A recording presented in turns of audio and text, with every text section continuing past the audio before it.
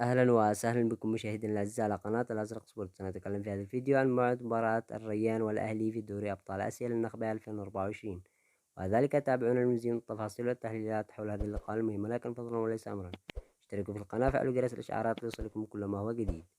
موعد مباراة الريان والأهلي في دوري أبطال آسيا للنخبة 2024 ويوم الاثنين الموافق 21 أكتوبر 2024 على ملعب أحمد بن علي. وتنطلق صافرة انطلاق المباراة في تمام الساعة 9 مساء بتوقيت قطر والسعودية، والعاشرة مساء بتوقيت الإمارات. أما القنوات الناقلة لمباراة الريان والأهلي في دوري أبطال آسيا للنخبة 2024 وكيف تتابعها عبر الإنترنت.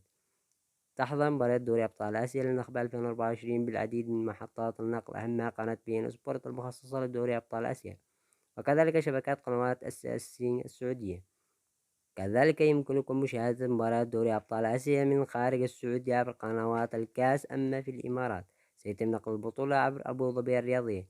من هو معلق مباراة الريان والأهلي في دوري أبطال آسيا للنخبة 2024؟